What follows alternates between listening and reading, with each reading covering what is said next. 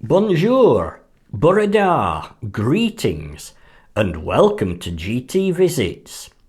In this video, we're going to visit the Eiffel Tower in sunny France. There are many towers around the world. They are often named after the place in which they are located, such as Blackpool Tower, the Tower of London, or the Montparnasse Tower. Some towers are named after famous people, such as the Elizabeth Tower, renamed to honour Queen Elizabeth II's Diamond Jubilee.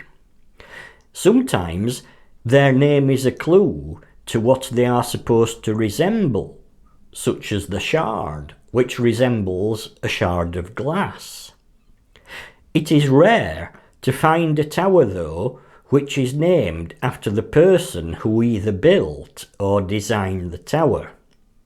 However, the Eiffel Tower was just that, named after the engineer who built it, Gustave Eiffel.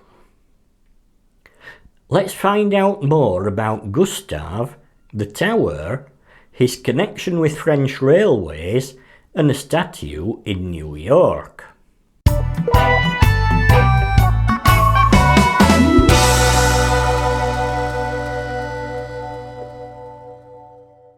Gustave Eiffel was born in the French city of Dijon, which is perhaps more famous for mustard. Gustave was born in 1832, some 24 years before Dijon mustard originated. Dijon is twinned with the English city of York. Gustave Eiffel studied engineering in Paris and went on to become very well known for his work on French railway bridges. If you ever find yourself driving along the A75 autoroute between Clermont-Ferrand and Montpellier, then it is worth taking a break at the Aire de Garabit. It's in the middle of nowhere and is a typical small rural French motorway services with some toilettes, a small shop and lots of trucks parked up. I can hear you asking why I'd possibly recommend stopping at such a random, small motorway services. Well, there's an absolutely stunning view of one of Gustave Eiffel's finest railway bridge achievements, the Viaduc de Garabit. When Gustave wasn't busy building railway bridges, wind tunnels, locks for the Panama Canal, or the metal framework of the Statue of Liberty, Gustave was busy constructing a tower for the 10th Exposition Universelle, which was held in 1889 on the 100th anniversary of the French Revolution. Construction of the Eiffel Tower started in January 1887 and was completed just a little more than 2 years later. Although it was Gustave's tower, he was far from the only person involved in its construction. In total, there were 50 engineers and designers involved, along with 150 workers in a factory, plus between 100 and 300 workers at the construction site. A few years ago, whilst spending much time travelling in Europe, I had the opportunity to not only visit the Eiffel Tower, but also to take a ride in the passenger lift to the top of the tower. The views are breathtaking. The whole of Paris and lands for miles around are laid out below. The pre-planned layout of Paris is clear, with straight boulevards interconnecting between roundabouts or circuses. Although Gustave planned the tower with the effects of the wind in mind, it is true to say that when one stands at the top of the tower, you can certainly feel the whole tower swaying and moving with the breeze. Most visitors to the Eiffel Tower spend less than an hour at the top.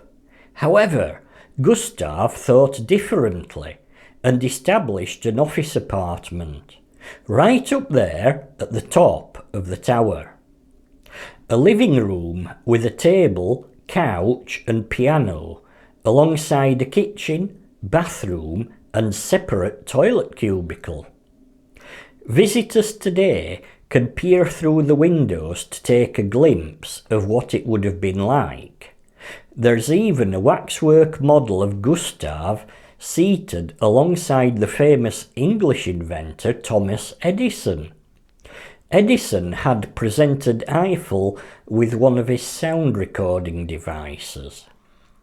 The best time to see the Eiffel Tower from the ground is at night. The tower has almost always been illuminated in some way. At present, the tower is illuminated from dusk, but it is on the hour that the magic begins. Every hour from dusk till 2 a.m, for 5 minutes, thousands of bright white lights flash and sparkle like diamonds across the entire structure. I won't be showing you this though, as the light display is copyrighted, so if you want to see the light display, you'd best visit the Eiffel Tower for yourself. If you'd like to visit, the Eiffel Tower is quite easy to find. It's in Paris, and it's the big sticky up thing which looks like an overgrown electricity pylon, which is visible from many parts of the city of Paris. It's close to the Trocadero, the aquarium and the River Seine. Just ask any of the lucky men and they'll point you in the right direction, perhaps, if you buy one of their overpriced model Eiffel Towers. I've got one here.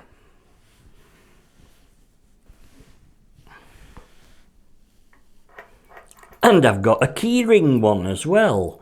Slight variation, look, there we go.